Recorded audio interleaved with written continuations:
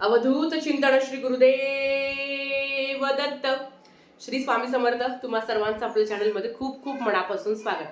तर परवा म्हणजेच 26 मार्च 2026 ला आहे दुर्गाष्टमी.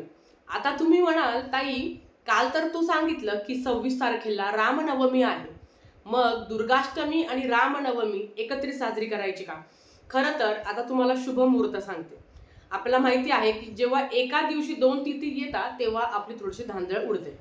आता मी तुम्हाला सांगते चैत्र नवरात्रीतली जी काही अष्टमी तिथी आहे ती कधी सुरू होते, तर ती 25 तारखेला दुपारी 1:50 सुरू होते आणि 26 तारखेला सकाळी 11:48 संपते. आता ज्यांना अष्टमीच्या तिथीमध्ये सेवा करायची आहे त्यांनी 25 तारखेच्या दुपारनंतर म्हणजे 2 वाजेनंतर तुम्ही सेवा करू शकता. पण खरं तर उदय तिथी धरली जाते, बरोबर? तर मग उदय तिथी अशी आहे की सकाळी 11:48 अष्टमी तिथी संपते आणि 11:48 नंतर नवमी तिथी लागते. मग उदय तिथीनुसार सूर्याने बघितलेली ती तिथी ग्राह्य धरली जाते, म्हणून अष्टमी ही 26 तारखेला आलेली आहे. आता जर अष्टमी 26 तारखेला आहे तर रामनवमी पण 26 तारखेला का साजरी करतो? कारण प्रभू श्रीरामांचा जन्म 12:39 म्हणजे झालेला आहे आणि जी काही नवमी तिथी आहे ती 11:48 सुरू होते, म्हणून आहे. चला आता तुम्हाला समजलं असेल की नेमकी अष्टमी तिथी कधी आहे. आता ज्या पद्धतीने शारदीय नवरात्रीमध्ये दुर्गाष्टमी खूप मोठा दिवस असतो तो, आणि खरं तर तो संपूर्ण नवरात्रीचा प्राण मानला गेला, त्याच पद्धतीने या चैत्र नवरात्रीमध्ये पण चैत्र अष्टमी अतिशय महत्वाची तिथी. ही तिथी खूप मोठी मानली गेलेली आहे. आता खरं तर उदय तिथीनुसार आपल्याला 26 तारखेला करायचं आहे, पण ज्या काही सेवा सांगणार आहेत त्या तुम्ही 25 तारखेला दुपारनंतर केल्या तरी हरकत नाही. जसं तुम्हाला जमतं त्या पद्धतीने तुम्ही करू शकता. बघा, दुर्गाष्टमी किंवा चैत्र अष्टमी हा दिवस आपल्या कुलदेवीच्या सेवेसाठी, कुलदेवीचा मानपान करण्यासाठी, कुळाचारासाठी अतिशय महत्वाचा मानला गेला आहे. आता काय सेवा करावी?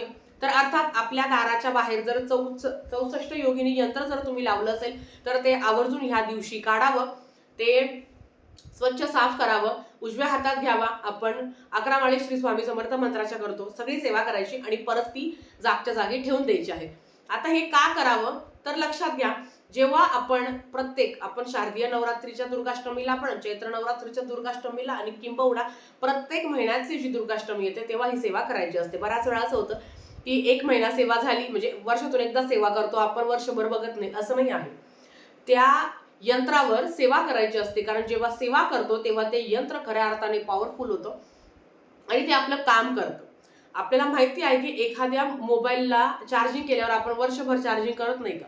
त्याला जेव्हा त्याची बॅटरी डाऊन होते तेव्हा आपण त्याची चार्जिंग करतच असतो. तर हे सुद्धा तसंच आहे की आपल्याला ते यंत्र आहे ते चार्ज करायचं आहे आणि ते आपल्याला सेवेने चार्ज करायचं आहे.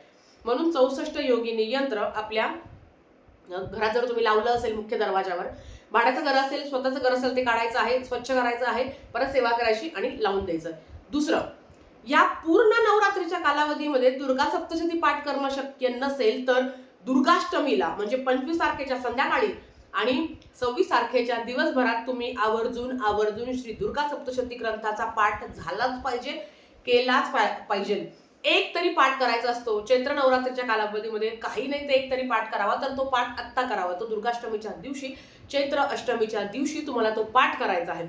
अतिशय उच्च कोटीची सेवा. आपल्या संसारिक अडचणी जेव्हा होतात, आपल्या आयुष्यात येतात, खरं तर हे कुलदेवीची वर्षाखेरीज कुलदेवीचा मानपान, तिच्या मूळ पीठावर जाऊन आई भगवतीचा मानपान आपल्याकडनं झालाच केला पाहिजे. संसारिक अडचणी जर आपल्या आयुष्यात खूप असतील तर हे कुठेतरी कुलदेवी, कुळदेव यांची आपल्याकडनं सेवा न घडणं, त्यांचा कुळाचार न घडणं हे त्याचं कारण असतं. म्हणून दरवर्षी मूळ पीठावर जाऊन देवीचा मानपान करणं, आणि अगदी ह्या चैत्र नवरात्रीमध्ये जर तुम्हाला शक्य असेल किंवा संपूर्ण चैत्र महिना जरी तुम्ही तुमच्या कुळदेवीच्या दर्शनाला गेल्या तरी सोन्याहून पिवळं, नाही शक्य होत तर घरात देवीचा फोटो आहे, टाक आहे, तिथेही तुम्ही मानपान करू शकता.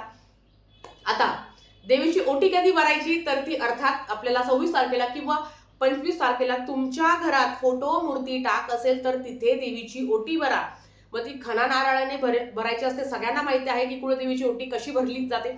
खणा नारळाने आपल्याला आई भगवतीची ओटी भरायची आहे आणि जेव्हाही तुम्ही मूळ पीठावर जाल तेव्हा ते सगळं सामान घेऊन आई भगवतीला, तर हे सगळं सामान घेऊन तुम्हाला आई भगवतीला अर्पण करायचं असतं.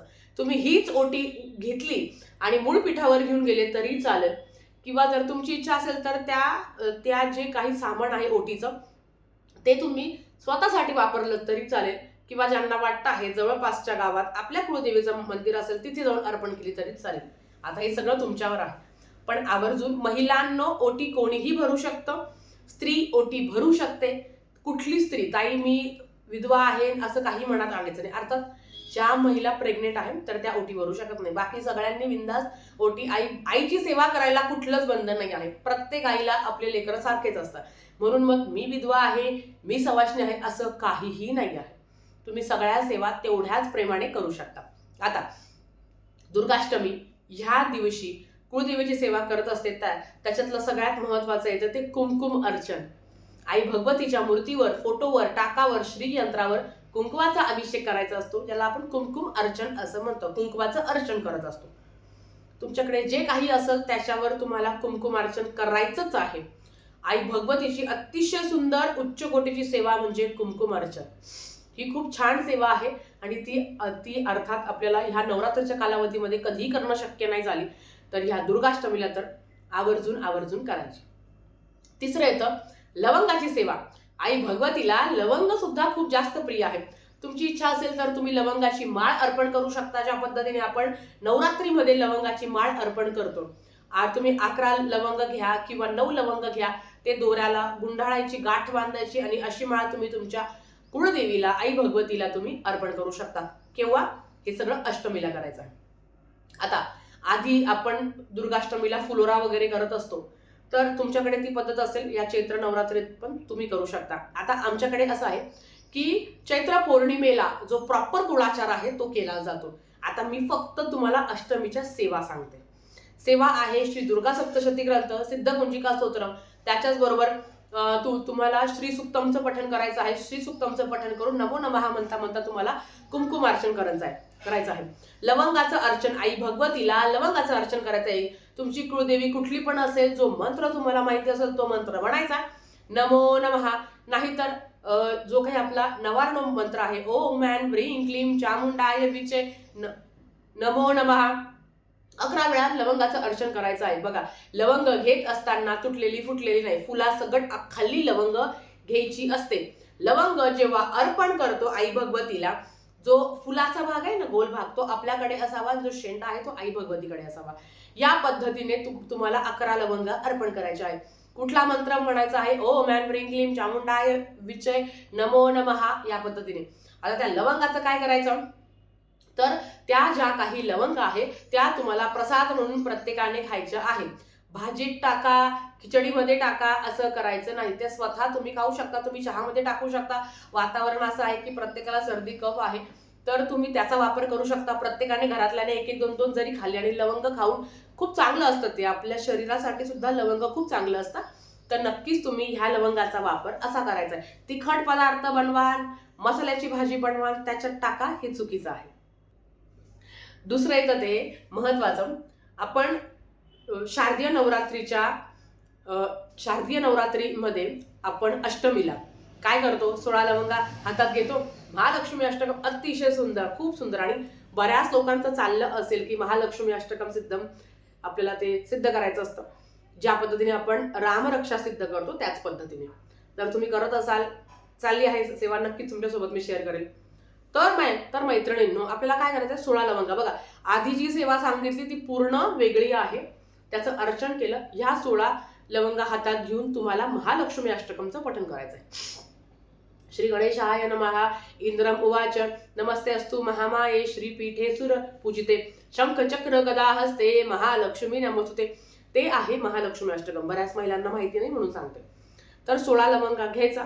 काय करायचं ना, आपल्या उजव्या हातामध्ये 1 लवंग ठेवायची, फूल देवाकडे असावं, या पद्धतीने 1 वेळा महालक्ष्मी अष्टकम म्हणायचं. ती लवंग खाली ठेवायची, परत दुसरी, आणि फलश्रुती सहित घ्यायचं. दुसरी लवंग घ्यायची, 1 वेळा महालक्ष्मी अष्टकम म्हणायचं, परत ती लवंग खाली ठेवायची. तिसरी लवंग घ्यायची, परत महालक्ष्मी अष्टकम. थोडक्यात काय, 16 लवंगा हातात घेऊन 16 वेळा महालक्ष्मी अष्टकम म्हणायचे.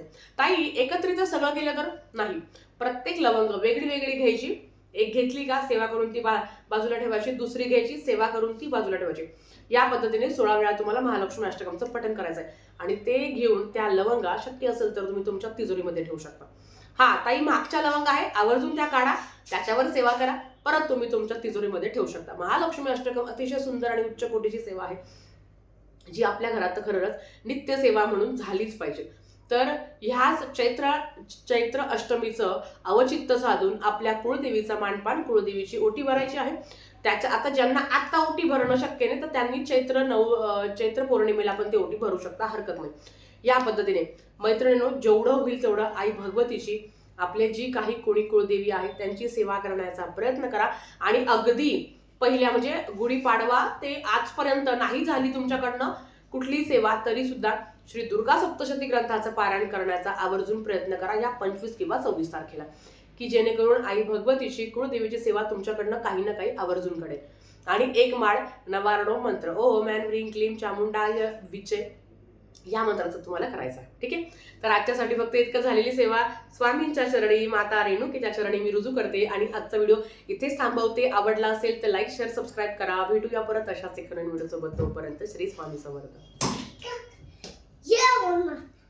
कागा कागा माझ्या कोको कोको गुळगु गुगु मला